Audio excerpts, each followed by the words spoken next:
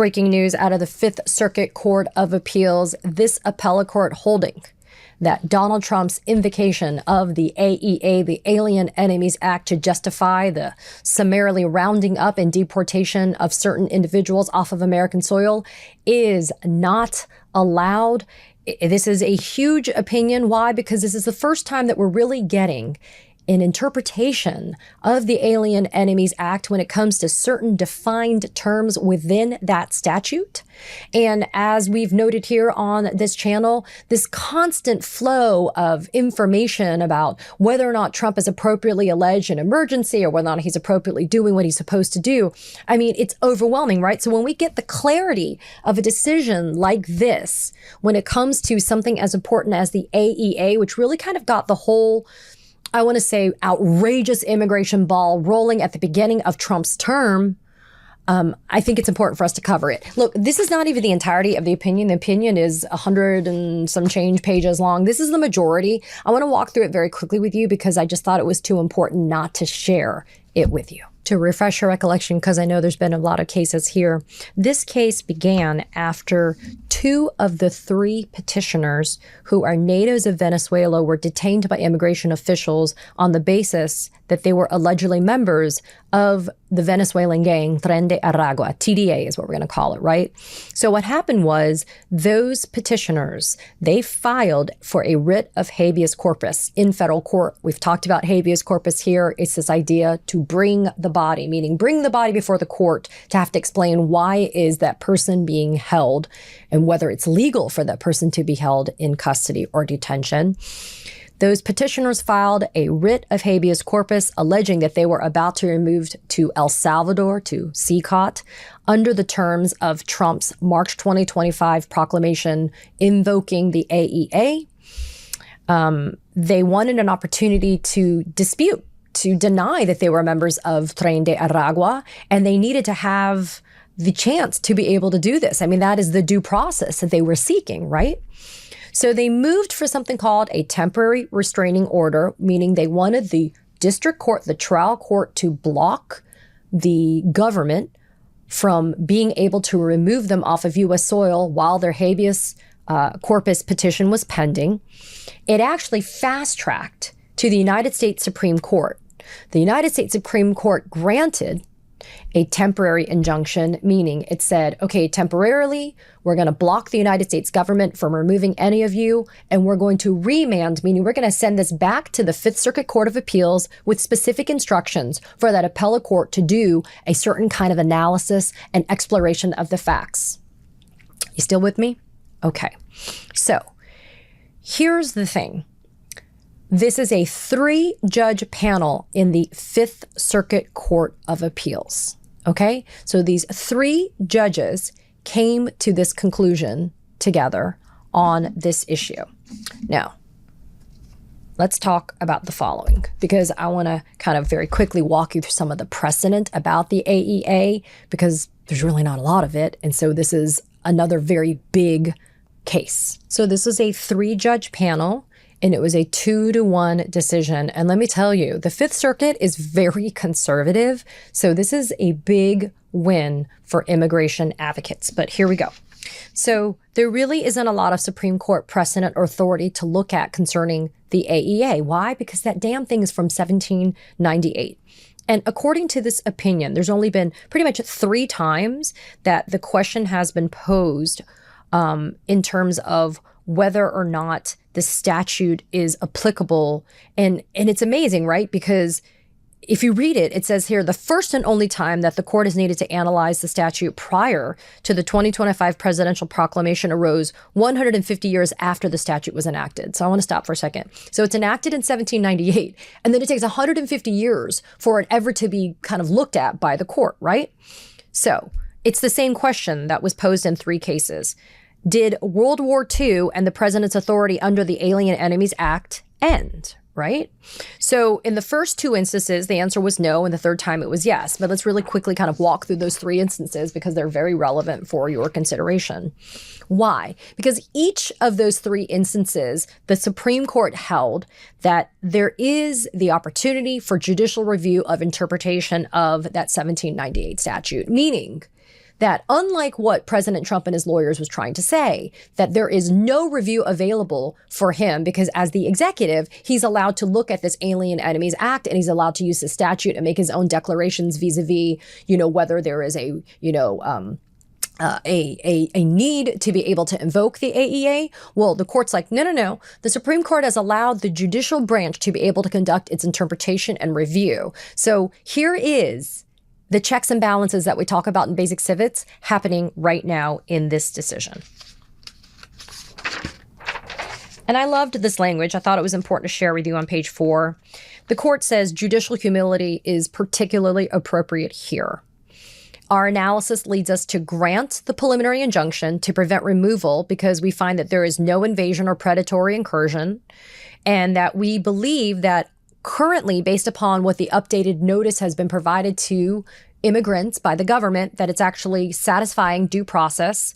And we're actually now going to take this case and we're going to send it back to the trial court for further work that needs to be done. We declare, as did the Supreme Court, that our injunction solely applies to the use of the war-related federal statute, the AEA, and it does not impede use of any other statutory authority to remove foreign terrorists. And this was really important, right? Because the court wanted to make clear that if immigration agencies want to travel under other appropriate statutes, whether they deal with terrorists or not, this court isn't binding the federal government's hands. This is only dealing with the invocation of the Alien Enemies Act of 1798.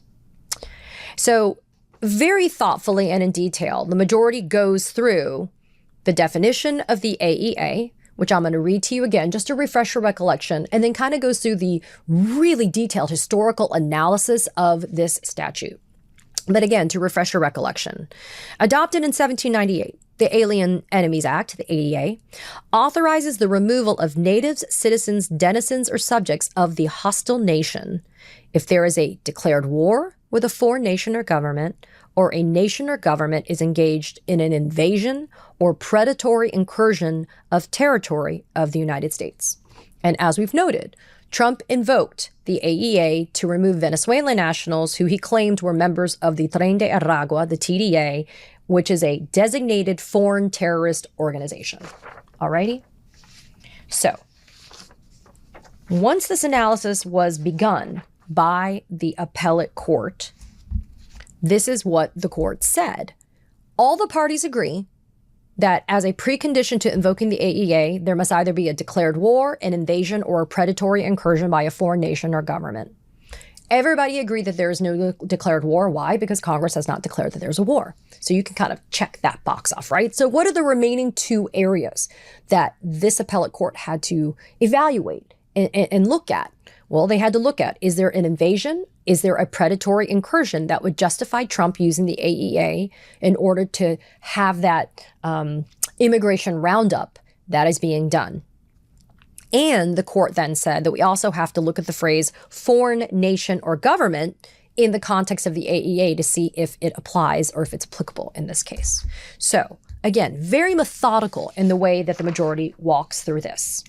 So in the end, they look at the fact that the AEA has only been invoked 3 times prior to convicted felon Donald Trump doing it earlier this year. 2 times occurred after, and the other occurred just days before Congress declared war on nations covered by that AEA invocation. It was after war was declared in 1812 against Great Britain, after war was declared against Germany in 1917, and just before war was declared against the Axis powers in 1941. So if you think about it, in the historical context, the AEA clearly lives in the space of war and a war declaration.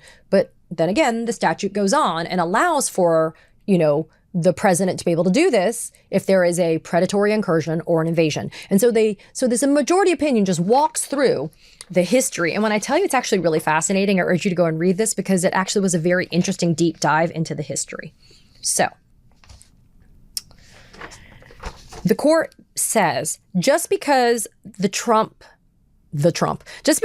says without any facts that there's been an invasion or a predatory incursion, that's not sufficient. They say that will not suffice. You actually have to have more meat on the bone, and we're not going to just take that declaration by the president for what he says it is. We define an invasion for purposes of the AEA as an act of war involving the entry into this country by a military force of, or at least directed by, another country or nation with a hostile intent. So, the proclamation by Trump, according to the court, does not find support in the idea that there has been an invasion for purposes of the invocation of this statute. So now we know there's no declared war, and now we know that there's no invasion. As defined by traditional definitions, legal definitions, there's no invasion. So what's the next area?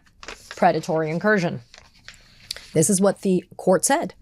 Based on the dictionary definitions and neighboring statutory text, a predatory incursion, as used in the AEA, definitely applies to an unauthorized entrance by units of another nation's military to commit acts that are destructive to the interests of the United States, such as victimizing its people or property, for the benefit of a foreign power or its agents without the necessary objective of a long-term occupation or control of American territory.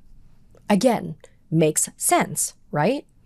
Unauthorized entrance by units of another nation's military. That sounds like a predatory incursion, right? Same with the definition of invasion. This idea that it's got to be an act of war, right? Even if you don't have declared war, it's got to be something that invokes this idea of the military to be able to travel under the AEA. And again, I'm just going to fast forward to this because I don't want to, spend too much time in the weeds, but these were really kind of important points that I wanted to bring to your attention about this. A country's encouragement of its citizens and its residents to enter our country illegally is not the modern-day equivalent of sending an armed, organized force to occupy, disrupt, or otherwise harm the United States. There is no finding on the record that this mass immigration was an armed, organized force or forces. It's an action that would have been possible when the AEA was written, and the AEA would not have covered it even then. And so the AEA does not apply today either when it comes to the idea of Tren de Aragua, TDA, as a gang in Venezuela, being this thing that's being controlled by the Maduro regime to raid the United States with all of these, quote, illegal immigrants that are coming here. The court says, nope, sorry, we're not buying that. I also thought this is important to highlight.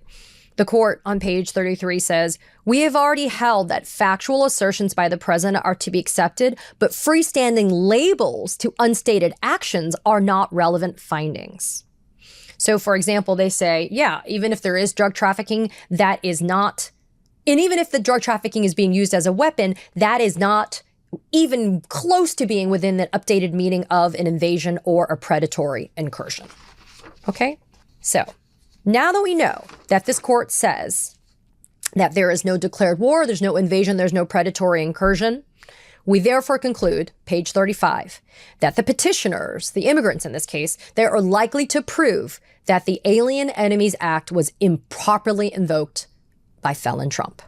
They didn't say felon Trump, I said felon Trump. So now, where do we go? So now we actually have this, okay? And by the way, I just want to sit there and drop a note that, as you know, I work with Democracy Defenders Fund with my great friend, colleague, Norm Eisen. And there's actually a hat tip to DDF here in the opinion. And it notes that our amicus brief was well taken in a great way. So I'm very proud of that. Okay, so this opinion underscores, though, that the government may continue to try to remove the petitioners and others under other lawful authorities, but it can't be because of Trump's invocation of the AEA. That is made explicitly clear at this point. And we know that that AEA concept, this idea that these are Tren de Aragua gang members, I mean, this is the Kilmar Abrego Garcia case, right? We know that that is being used as the boogeyman to be able to sweep people up, regardless of who they are, and just summarily get them off of U.S. soil.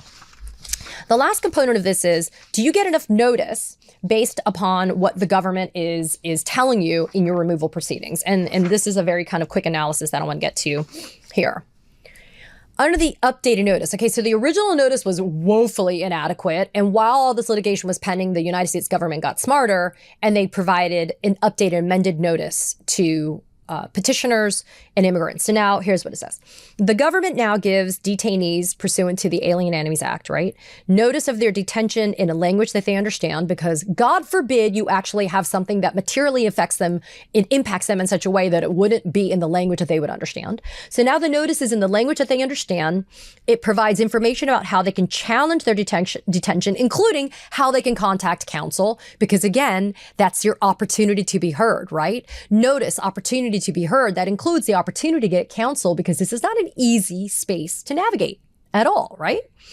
And you have 7 days as a detainee in which to file your habeas petition before you're being removed. Okay, so let's reiterate this. You now have notice in a language that you understand if you're a detainee.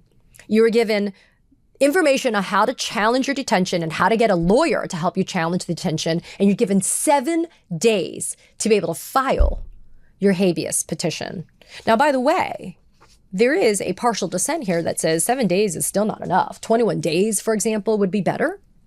And I agree, by the way. Immigration law and the immigration proceedings are already so murky and so hard to navigate. I can't imagine trying to do this otherwise without help and in such a rushed period of time, right? Okay. So in the end, the majority says, we stress that our holding here is based on the current record and it's undeveloped because there hasn't really been fact-finding in this case. Because remember I said how it really fast-tracked the Supreme Court so fast. So we're granting this preliminary injunction. We're blocking the removal of the petitioners. We're leaving in place the latest version of the government's notice to detainees that you and I just walked through right now. And we're remanding, meaning we're sending it to the trial court for further proceedings. And right now the government can move forward with trying to remove the petitioners and even people that are presumptively a part of a class that hasn't been certified yet in this case, assuming that they have lawful authority to do so. And listen, again, I thought this was such an important case for us to go through, and I would love to be able to do a deeper dive with you, because this is, again, a huge landmark decision that we're getting concerning Trump's invocation of the Alien Enemies Act.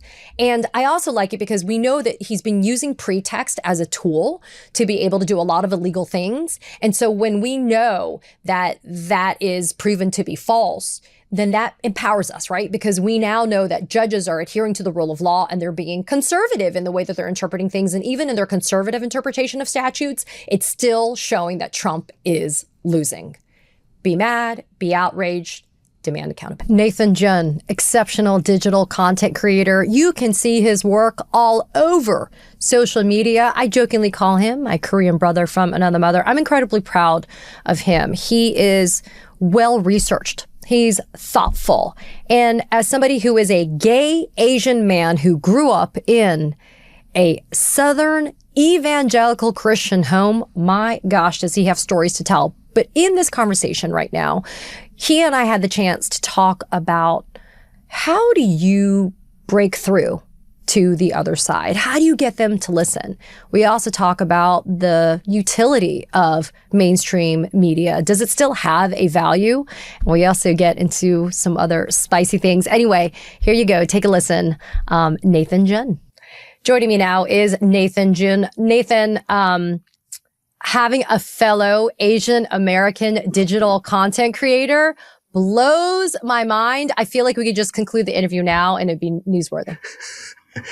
I don't consider you a content creator. You are a actual journalist. So, but, don't lump me into that category, but I appreciate thinking that I'm remotely close to your accolades. Please. Well, listen, you are, I consider, not only a news maker, but you also are, you know what? I don't even know what the hell a journalist is these days, right? Because I feel like, yes, you could go to school, you could study it, and I do believe and think that we should maintain the integrity of the standards of good journalism. But you have been imparting information in ways that's so accessible and so digestible and just and relatable that you do a more effective job, I think, than anybody would ever consider mainstream media being able to do. I mean, I appreciate that. That was really kind of how I started. I actually didn't start making content until around July, August of 2023 or 2024, actually 2024. And it was really because I was really frustrated because of how much divisiveness was happening within the Democrat Party over Joe Biden stepping down, Kamala Harris stepping in. There wasn't a primary.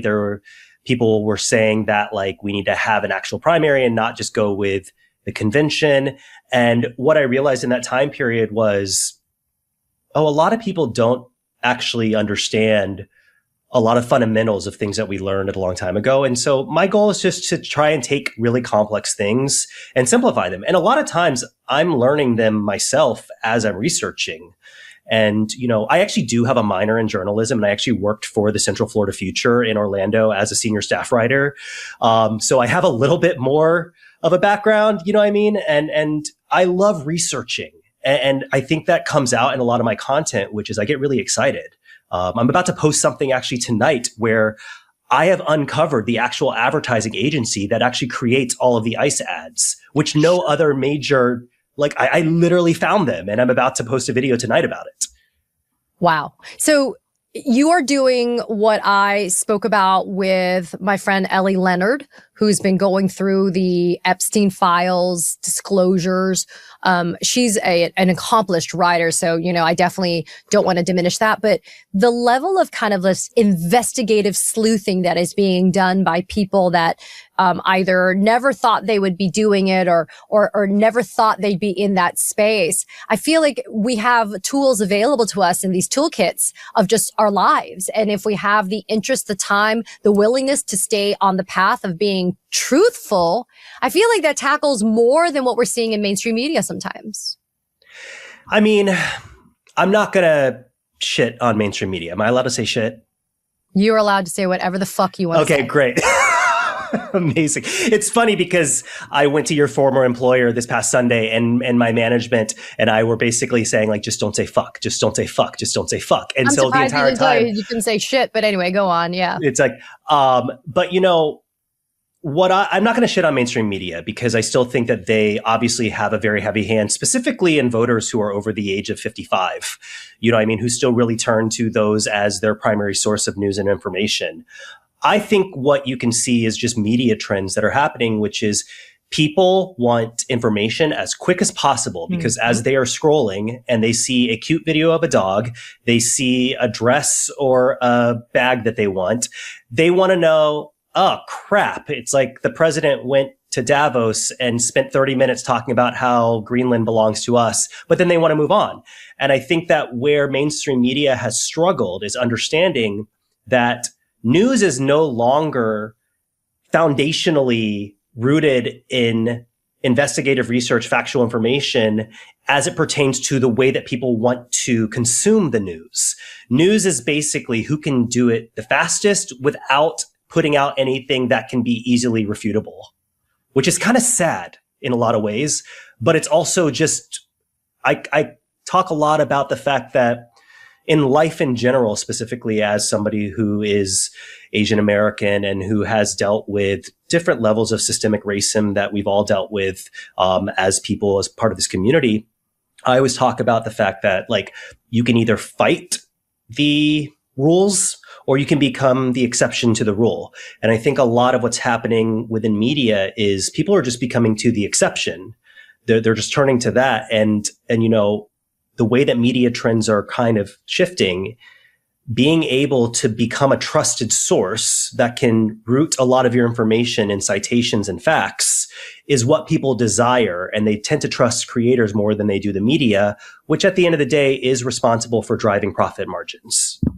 So let me be clear. I don't have a problem shitting on mainstream media, but not because I'm some bitter ex. It's because of the following, which is, part of the kind of to extrapolate a little bit on what you said too, Nathan, part of the problem though is because there is still a core part of our population that is still gaining and gleaning knowledge from mainstream. Mainstream media should then embrace not being lazy or complacent about the presentation of that information, right? And that they should not both side stuff if they know it to be emphatically not true on the other side. And I feel like a lot of our viewers and consumers have become more discerning, and they've realized that they don't really either have the time, to your point, that this is an attention economy, so they need it and they need it right and they need it fast. People either don't have the time to sift through the bullshit of the both sidesism, or they're like, you know what, I don't really trust you because you are bending the knee a la CBS, right? You're bending the knee to a fascist administration, and you're basically carrying the water for that administration. So I think it's kind of a combination of digestion, consumption of information, and also being trustworthy. And I think, Nathan, you and other digital creators have kind of entered into that space, which is a weird amalgamation of, I am now giving you information, but you can trust it from me. And also part of the reason why I still do give credence to mainstream, Nathan, is because you and others still rely on mainstream media sources like the New York Times, Washington Post, et cetera, to be able to give us some of the information that we use for our content, right? So we can't just wholesale abandon it. Yeah, that's the thing you have to remember, is that you can see some paradigm shifts that are happening in the media where certain amount of information is still vitally important because investigative journalists are the ones who are receiving, sources from, whether that is people inside DHS, people inside the Pentagon. The sources are they're the ones that leaked the Signal chat, with Signalgate last year, which you cannot believe that was something that just came and just went. It's like, I was just talking to somebody today that was like, how 4 years ago during the pandemic, we all sat around and we were like, I don't think we were meant to go through a once in a lifetime occurrence like twice a year. And now we're like, I don't think we're meant to go through a once in a life occurrence once a week. It's just, it's like, but true. So creators do rely on, investigative journalists to break a lot of these big stories. It's just the problem right now is that there is so much batshit crazy things happening. You can just wake up and something that the president of the United States posted on True Social at 2 a.m. completely consumes the entire media cycle. And what you cared about 2 days ago is no longer what you cared about. We can look at Minneapolis as a compound, as like an isolated snow globe. Renee Good completely consumed the media cycle a week ago, right? Like 2 weeks ago. 2 weeks ago, for like a week and a half, it was about Renee Good. Yeah. Now you have a 5-year-old who has been detained and guided into a van, and the entire media cycle has now shifted to that. When media moves that fast, we no longer have the opportunity to spend a lot of time and digest information. We are just constantly inundated with one half, which is completely fascist, totalitarian bullshit is happening on an hourly basis. And the other half, I love this. I'm getting everything I voted for, and I'm just feeling more secure in that every single day. So I want people, and listen, you are occupying so many different spaces, Nathan. You are, and you have a huge following, which I think is an attestation to how much people do believe in the work that you're doing and the value that it provides. You're on Instagram, TikTok, Substack, YouTube. Here, with me. You're just MS Now. You are everywhere. And I love that. But I wanted people to also get a flavor of who you are, not just what is your content. So let people know a little bit about your backstory. I call you my fellow Korean here that you are, but I was also fascinated to learn that you are adopted from South Korea.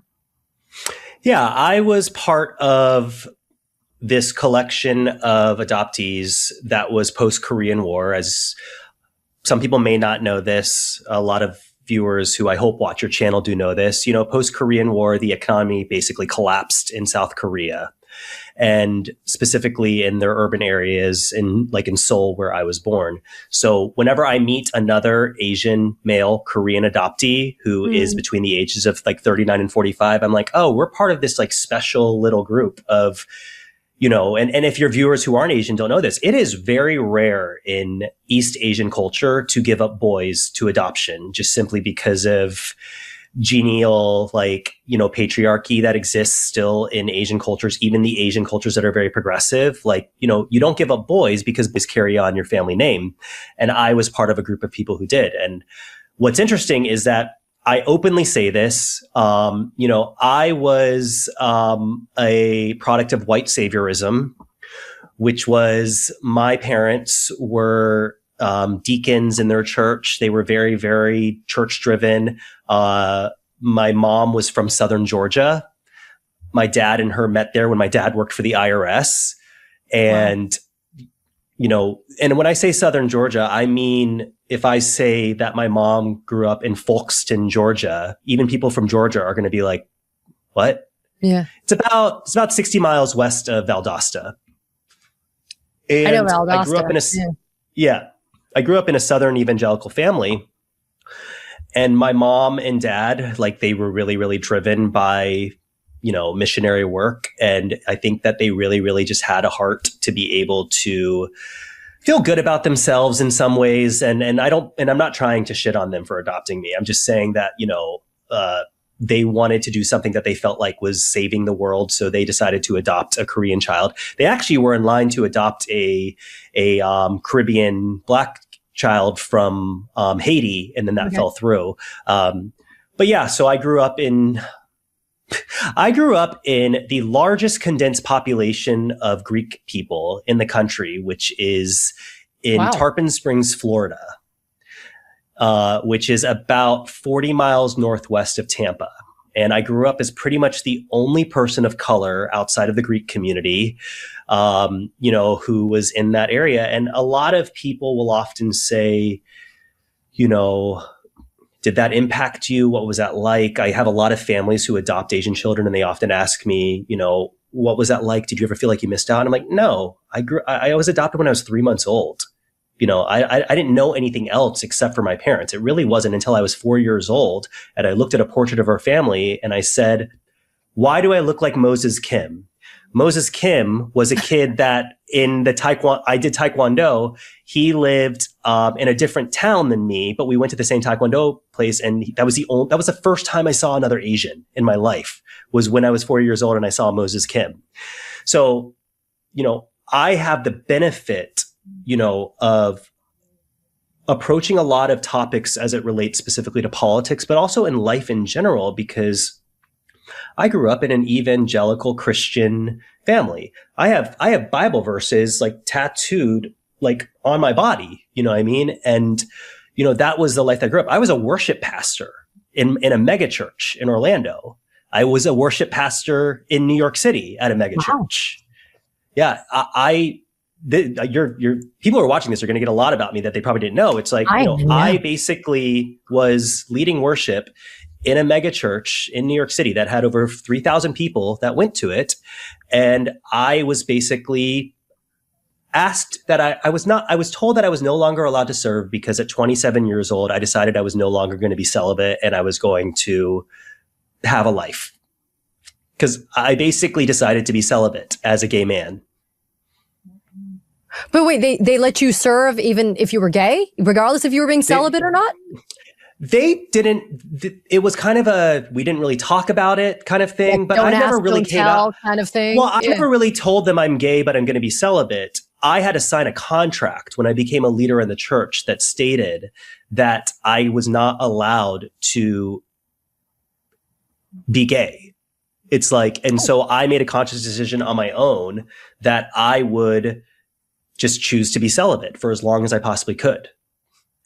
You and I need to have a whole other episode to talk about religion. I could do a 3-hour podcast about deconstructing Christianity and about surviving and about religious abuse, about the fact that I was put in conversion therapy when I was 13 years old. I could do an entire expose on that. Well, one thing that you have been publicly transparent about, though, is the fact that your family, I mean, how do you reconcile your family and growing up in an evangelical Christian home with the fact that you are now very openly against the policies that are being promulgated and pushed out by this administration?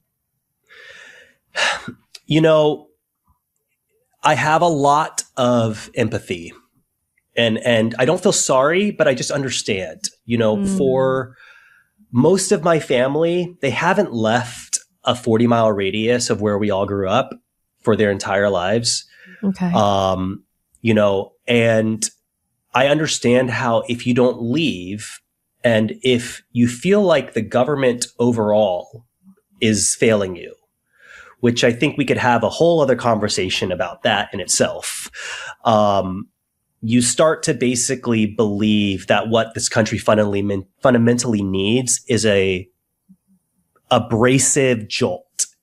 And so, which was the Trump promise, right, Nathan? Which was the Trump promise. I am the change. I am here to get rid of the swamp and to change things because you are an aggrieved people. So here I am. You want to talk about saviors? Here I am to save you from that, right? Yes.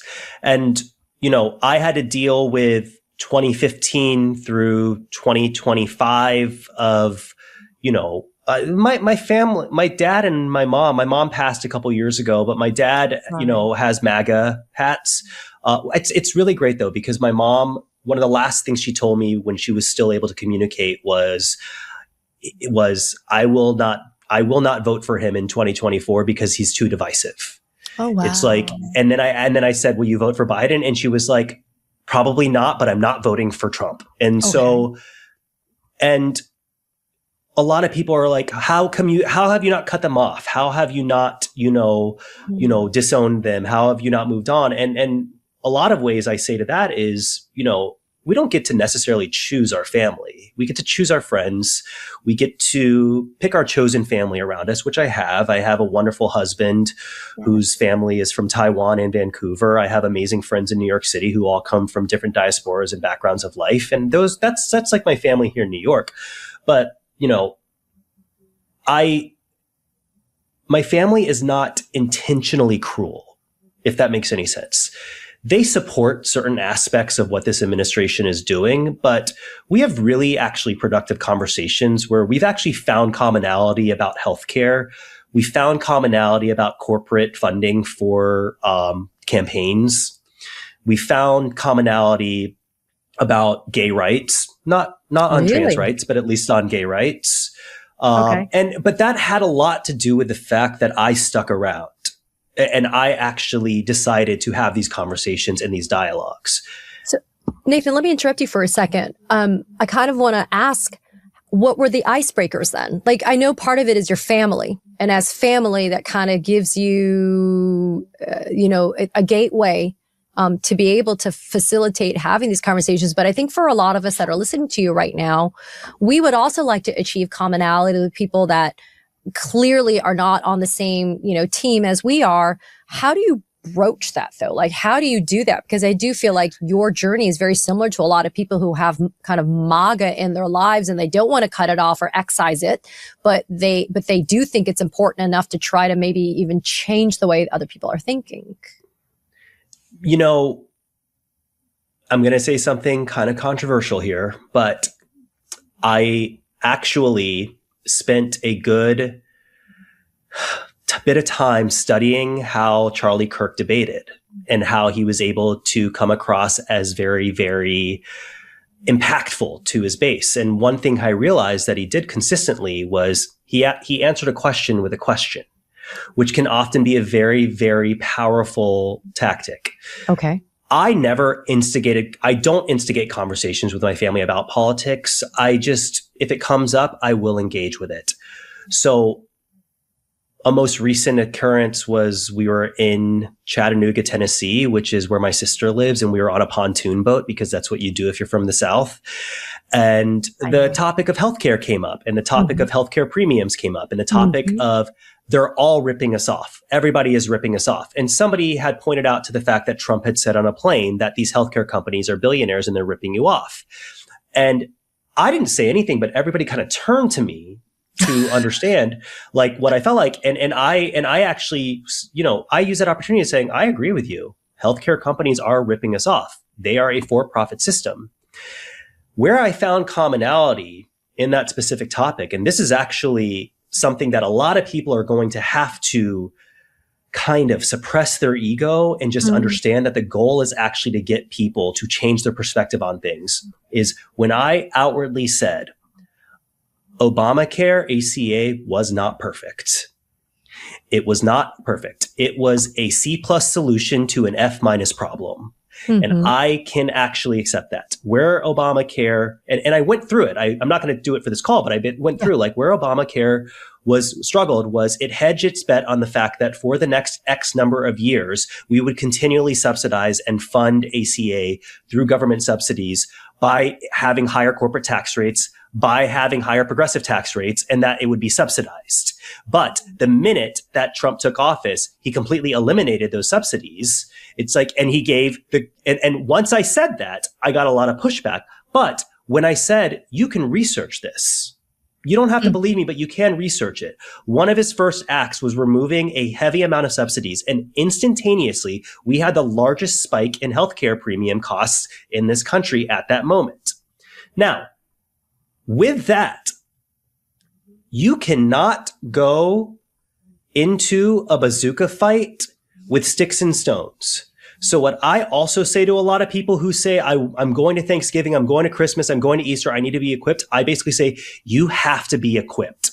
No talking points that I give in 3 minutes is going to equip you to have difficult conversations about public policy.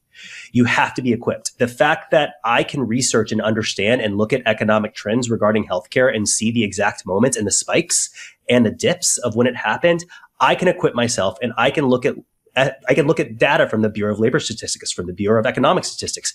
I get off on that. I'm going to say that on this thing. Like, I love researching.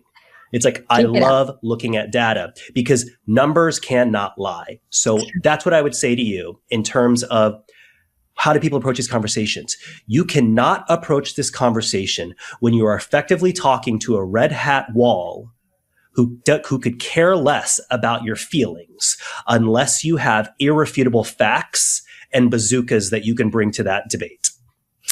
Well, you're preaching to a choir that's very willing to hear, because for me, I've always told people you need to be overly prepared for every moment, right? And part of being overly prepared is knowing the facts and having the evidence, and whether or not it rings true the first time around, maybe it doesn't, but maybe if you keep on, hammering and laying the foundation of the facts and the evidence, I think sometimes it goes through. But, quickly, Nathan, before you and I part ways, though, I do want to kind of have a follow-up on that with a little bit of pulling on that thread, which is, but do you believe, though, that there are some people, though, regardless of how strong you are and well-versed you are in the facts and the evidence, Nathan, that I think we are getting to the point, especially if you want to stand the issue of the ACA tax subsidies, that some people on the other side of the aisle have to actually experience the loss or the personal impact of a decision from somebody like Trump in order to have the empathy to understand that perhaps they just made the wrong decision?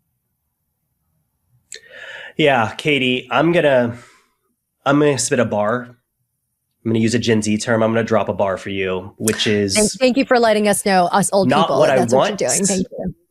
Yes. It's not what I want. It's not what I like. I want to repeat, it is not what I want. But I go back and forth frequently over the course of the past 6 months about, does this country need to sit in a complete pile of shit for 4 full years before people will understand? And I am alluding to the ideology that we would actually lose the midterms, and and the worst human things possible would continue, which is why I'm saying I don't want that, because we need to stop these executive orders. We need to be able to regulate how ICE functions. We need to basically end the totalitarianism. The other side of my brain says, I don't know if 2 years is enough for people to understand exactly what he has done to create the largest transfer of wealth since the Reagan era in this country. We're not even in a K-shaped economy. We're in a cursive K economy where it's just going straight up and it's going straight down. And I don't know if people understand. I don't know if progressives understand. Some of the provisions in the big, beautiful bill don't even start until 2027. Why don't they start until the beginning of 2027? Because Trump is basically hedging his bet that they are going to lose the midterms. So when things get worse economically for everyday Americans in the working class, he can immediately turn and just blame the Democrats for all of this. Yeah. This is when people say that Trump is playing chess and they're like, no, he's playing Yahtzee. No, this is actually what he is doing, playing chess. And people are so completely transported by all of this bullshit that's happening in this country that they don't have the ability to stop and look at this and say, this is political maneuvering as a means to basically just win elections over the course of the next 8 years. There is no interest to actually improve the lives of everyday Americans. And I could actually even accuse part of the Democratic Party in terms of that as well. But like, I go back and forth, Katie, because it's like, I can't sit here and watch inhumane acts of domestic terrorism happen by a Gestapo police force in this country. But I also sit there and I'm like, the most uneducated and intellectually illiterate, lazy people in this country who don't understand what they're reading or even how to process it are not going to realize exactly what is happening, possibly unless they go through 4 years of bullshit. You are me. I am you. Yeah. That is where I say my humanity is challenged, because I don't want suffering to happen on that level. And yet sometimes sometimes the dogs need to catch the car, don't they? And sometimes they need to actually get what they want and realize that it was never supposed to be good. Nathan, I could speak to you for hours. I'm so grateful that you were giving me the privilege of even this small sliver of time. I want other people, though, to be able to experience the Nathan Jun experience. Where can they find you so they can follow along and go on the journey with you?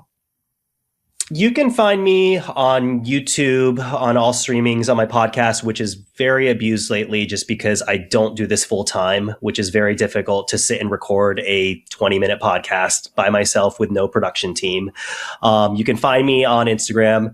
I am weighing my options on TikTok right now just because of everything that is happening. Yep. And if you really want to be entertained, I am unhinged as fuck on Threads.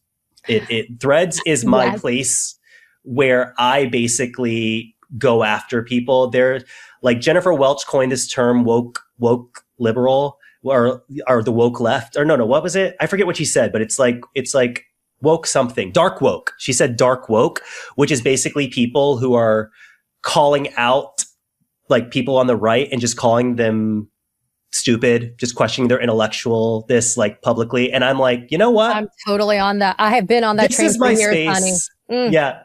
Yes. It's like, I'm sitting there and I'm like, I'm not going to take advice from you when you can't even see your feet. It's like, I will go there. Oh yeah. I am when they go low, I'm digging the fucking hole even deeper and I'm ready to go. So yes, I bring the shovel. That's what I've been saying for a decade. Yes, that is me. I will. You bring the shovel, I will bring the pickaxe. It's like, and we will just Armageddon ourselves deep to the core of the earth. Well, it does take the efficient Asians to do that. So, it does. What is the handle for them to find you? Oh, it's Nathan C. Jun on Instagram and TikTok and Threads, and then just Nathan Jun, Jun, on most other streaming platforms. Nathan, my Korean brother from another mother, and my sincere condolences on the passing of your mom. I lost my dad, as a lot of people know. I lost him a few years ago, and it is hard. So my condolences. It doesn't feel real.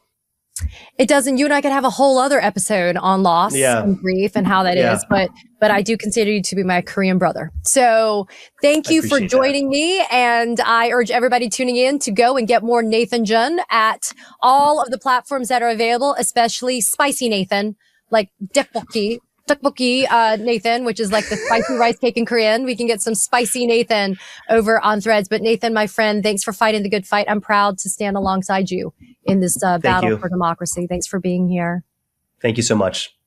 Katie Phang here. We launched the Katie Phang News Channel in partnership with the Midas Touch Network so we could bring you the latest in legal and political news. Straight, no chaser. So if you're a fellow truth teller, hit that subscribe button and share the word about this channel so we can build a high information America together. So what does A Light in the Attic by Shel Silverstein? The Complete Book of Cats, The Complete Book of Dogs, Mouse, M-A-U-S, Calvin and Hobbes. What do any of those books have in common? Well, I'll clue you in. They have now all been banned in several counties in the state of Tennessee. and for stupid, god-awful reasons.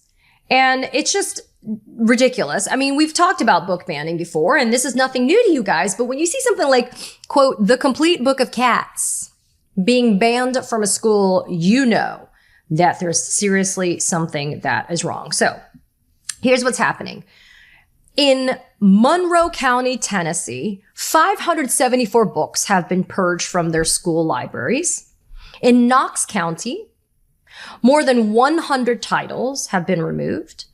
More than 150 titles removed in Rutherford County. Over 300 books are banned in Oak Ridge schools, and over 400 titles have been removed in Wilson County. And that does not even account for every county in the state of Tennessee that has been impacted. All of this information has been provided gratefully by PEN America. If you're not familiar with PEN America, I urge you to go and check out their website. Their website is fantastic. And the reason why you need to go check out PEN America's website, and it's www.pen.org,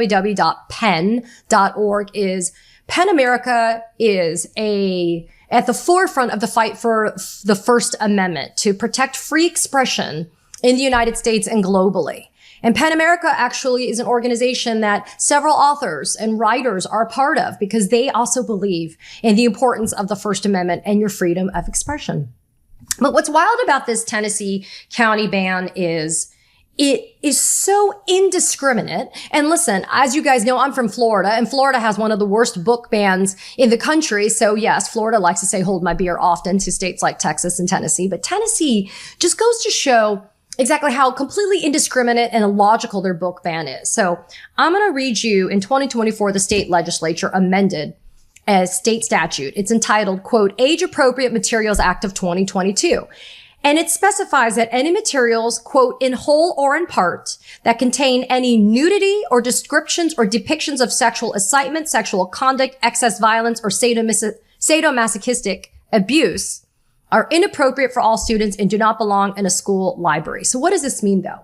One, it means that you don't actually evaluate the text as a whole. They're only looking at certain portions of the text. And isn't that freaking convenient, right? It's convenient because if you're trying to apply an overly broad, vague, and unconstitutional statute, of course, this is a convenient way to craft the language of the statute, because then pretty much anything and everything, including the complete book of cats and the complete book of dogs, is going to fall within the purview of that. I'm not sure how, because it's just crazy, right? So what they're doing is these schools are taking just excerpts of books without context as a whole, and they're using it as a justification underneath this Tennessee statute to be able to remove books from school library shelves. So as I mentioned, Shel Silverstein's Light in the Attic, one of my kids' favorites, that's been banned. They Called Us Enemy by George Takei. That's also been banned. Hidden Figures, The American Dream, and the Untold Story of the Black Women Mathematicians Who Helped Win the Space Race by Margot Lee Shetterly. Gone, jettisoned off of school shelves in Tennessee. As of May of 2025, according to PEN America, at least 15 states, including Tennessee, have enacted laws facilitating the censorship of school library collections by expanding the definitions of terms like sexually explicit, obscene, and harmful to minors, requiring school districts to apply such terms in new ways or risk civil or criminal liability for materials with sexual content. The fear is the intention by them, right? If they intimidate you or they make you scared into submission, same type of shit we're seeing with these immigration raids, right? If they scare you into submission, same thing with abortions, right? I mean, this idea that if you don't interpret the law correctly, you could be facing civil or even criminal liability. What are you going to do? You're going to err on the side of caution, right? Especially if you're a school. Now, in Oak Ridge, which is an area in Tennessee, they actually had a book by a guy by the name of Richard Jolly, Jolley. The book was entitled Richard Jolly, Sculptor of Glass, a collection of works by the artist. Now get this. Richard graduated from Oak Ridge High School. He's an alumnus of Oak Ridge High School, and they don't even have his book on their shelves. Why? Because an Oak Ridge school spokeswoman told local news, quote, unfortunately, as an artist, Mr. Jolly's book features depictions of the human body that are in direct violation of the law. But you also, in these public school libraries, cannot read Harper Lee's To Kill a Mockingbird or John Steinbeck's The Grapes of Wrath. Maus, The Hidden Children of the Holocaust by Esther Mustanowitz is gone. And The Secret Holocaust Diaries by Nona Bannister, also gone. I mean, what's left? I bet you the Bible. I bet you the Bible is left on the shelves in Tennessee. The Bible with its incredibly graphic depictions of sodomy, murder, sex, infanticide, patricide, matricide, every type of side, every type of homicide you could think of, every type of discrimination you can think of, sexual conduct you could think of. It's in the Bible. But the Bible's okay. Why? Because when you're a white Christian nationalist, you don't got a problem with your Bible staying on the bookshelves. But God forbid we learn about the Holocaust, or God forbid we learn about the celebrations of Black women, or God forbid we learn about dogs and cats. You would laugh if it didn't make you cry with the level of absurdity that is happening with this, right? And I want to know who is asking these officials in Tennessee, please provide what is so wrong about the book, the complete book of dogs and the complete book of cats. If it's ridiculous, it is. Let's talk about a lawsuit though. So PEN America in April of this year, just a couple of months ago, joined 3 students in Tennessee and their parents as plaintiffs in a federal lawsuit that was brought in the Rutherford County against the Rutherford County Board of Education. This is in Tennessee. This lawsuit challenges the book removals that happened in that county as well as restrictions. And this lawsuit alleges that these restrictions violate the First Amendment right of students to receive information and of the authors to express freely their opinions, their points of view, their perspectives, their art, right? The lawsuit alleges that the First Amendment has been violated because these books have been removed as a result of a Rutherford Board of Education policy banning sexually explicit books. The Board of Education removed or restricted more than 145 titles. And then this is utterly disgusting yet fascinating part about the lawsuit. So the school board, you know what the school board did? Again, the school board didn't actually go through and have them go through each and every one of the books and read them and understand the context of the books, the historical significance, the cultural importance. None of that, right, came into play. Ready? The Rutherford Board of Education relied on reviews from Book Looks, a now defunct website developed by individuals associated with Moms for Liberty. Book Looks provided ratings for books, penalizing them as inappropriate if they contain, among other things, references to gender identity and sexual orientation, or so-called inflammatory, and that I put that in quotes, rhetoric about race. So yeah, you can't even have books about gender identity, sexual orientation. It is the literal whitewashing of history that's happening. And now it's the continued, frankly, whitewashing of education. Education in schools. I mean, that's the real irony here, right? That this book banning is happening in our schools where our kids are going to get an education. And the education doesn't have to be narrowly only down the path of what white Christian nationalists think is an education.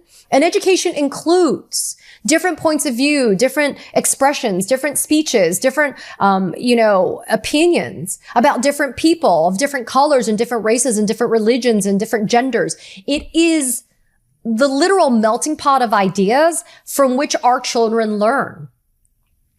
And the fact that you can't get access to books anymore like this in a public school. You may be able to get it in private school, I think. But so what does that mean? So if I can't afford for my child to go to private school, does that mean that my child will then now only have access to books that Moms for Liberty thinks are the kind of books that my child should have access to? Well, I don't want that. And what's wild is, by the way, The Bluest Eye by Toni Morrison, Fahrenheit 451 by Ray Bradbury. Do you guys remember that book? I mean, it's literally this, right? It's the criminalization of being able to actually own a book, physical book, read a physical book. There's only certain books that are countenanced or approved to be able to be read. I mean, This is the agenda. This is a Project 2025 policy. It's a pillar of Project 2025. The idea that you narrowly construe what constitute knowledge and information only through the lens of the white Christian nationalists. And it is no coincidence that these laws are being passed in red states with Republican-led legislatures. It's the Republicans, people. Don't let anybody ever tell you that it's anybody other than the GOP and the Republicans, because that would be a lie. That would be a lie. I want to urge you to support PEN America. I'm not getting paid by PEN America in any way, but I am an advocate. I'm an advocate of PEN America. We need an organization like PEN America to be able to fight for everyone's right to the First Amendment. Everyone's right. They're not saying that it's just for Democrats. They're not saying it's just for public school children. They're not saying it's just for, brown people, Asian people. They're saying that children should have the right to be able to get their information from a different set of books and sources and material. And authors should have the right of free expression in the way that they write their books, present their books, and create their books. And here's the other thing. Nobody is saying that what you do in the privacy of your home is going to be regulated. And yet, I feel like we're on the verge of that. I feel like we're on the verge of having the Trump administration come and knock on your door and go through your library of books at home, go through your iPads and your laptops and your computers to see what type of content you have. Because God forbid, your child is learning about the Holocaust.